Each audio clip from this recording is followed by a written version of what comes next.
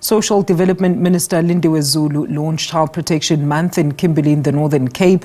Zulu says government cannot fight the scourge of violence against children alone. SABC News reporter Neria Hlakutsa has more. Child Protection Week is a stark reminder about the safety of South African children. In recent months, we have seen children who have fallen victim to violent crimes. It's only last week where a 5-year-old from Soshanguve was buried after he was brutally murdered. And of course, we do know that the stats from the South African Police Service do show that at least more than 200 children were killed between October and December last year. Those are numbers that are shocking authorities and even communities. Right now, I am joined by Dumisile from Childline just to speak to us about some of the concerns that they are seeing on the ground as a Childline. Dumi, thank you so much for your time. Let's speak as Childline. What are some of the challenges that you are facing on the ground? Earlier this week, you were speaking about the concerns in terms of safety of children. Thank you for the opportunity. As we celebrate Child Protection Month, we are really concerned about the health of our children. We are seeing a lot of challenges around mental health, suicide in children. We are seeing a lot of aggression between children themselves and of course teenage pregnancy.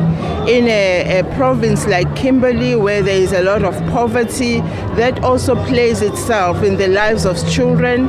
We've just been to a briefing and we hear a lot about child trafficking, children being sold for prostitution because families are hungry, and it seems as if selling of children is an answer for them. And what do you think needs to happen to deal with the scourge of either violence against children and also just children being victims of criminal activities? We really need to acknowledge that violence against children is unacceptable and it has to stop. Of course, not one organization or communities themselves can deal with this by themselves. So we all need to hold hands to ensure that children are protected. We request families, we request communities to report. Even if they suspect that something is wrong, if they report in good faith, organizations will act on that. We ask and we expect organizations to act when they have received reports from communities, and that goes the same for government departments, for courts, so that a clear message is sent that violence against children has consequences and it's not accepted in our communities.